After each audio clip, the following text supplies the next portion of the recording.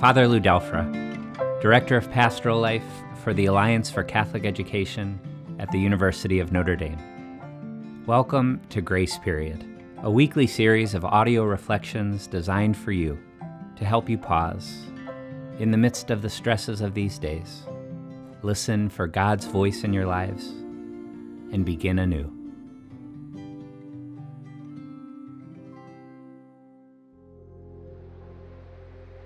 Last week, we entered a gospel version of the Noah and the flood story. The disciples, caught in a storm on the Sea of Galilee. We witnessed their fear and explored some of our own fears that have come with living through this pandemic. And we tried to open ourselves to Jesus' reassuring words.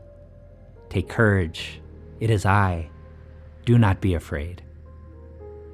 These words, do not be afraid, are Jesus' single most oft-repeated words in all the Gospels, which tells us something about the nature of evil. Its most persistent manifestation in our lives is fear.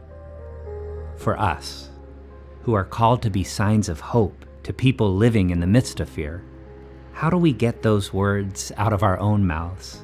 Do not be afraid. How do we embody courage to our students, our colleagues, our friends, when we aren't Jesus and can't ourselves calm the storm?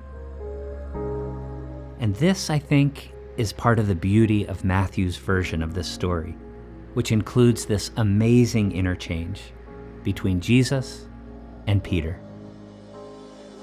Peter, as we all know, is so human, which is to say, so flawed, which is why I like him so much. Suffering lapses in judgment, wayward impulses, and shocking cowardice at critical moments, almost chapter by chapter throughout the Gospels. But this only makes him that much more relatable to us.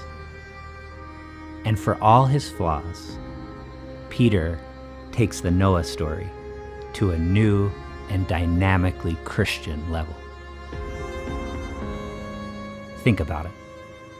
Noah looks out, sees only water, but filled with hope, sends out a dove. Peter looks out, sees water, but filled with Christ, sends out what? Himself.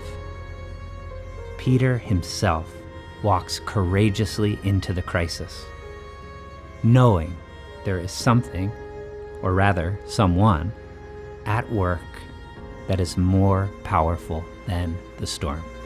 And yes, it's really important to say, Peter does so imperfectly. At points, his fear gains the upper hand and he begins to sink. But even then, he does not lose sight of the source of his hope and calls out, Lord, save me. It's a call of hope, not despair. He knows there is one in the storm who is greater than the storm.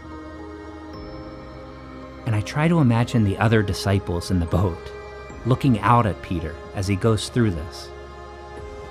And I think of your colleagues and students and staff and friends watching you as you walk the waves of this pandemic.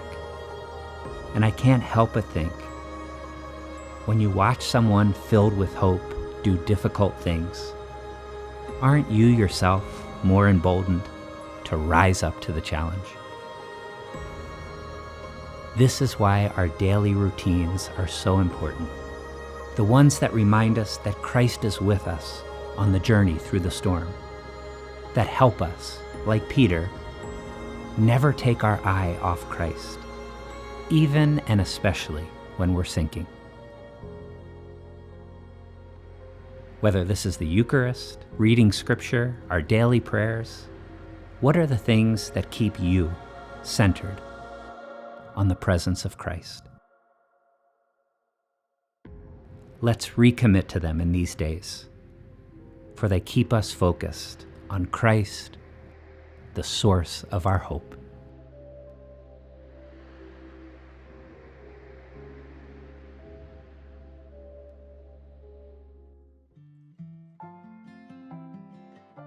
Join us next week as we ask the question, but what do we do if we lose sight of Jesus or feel he is absent in our crisis?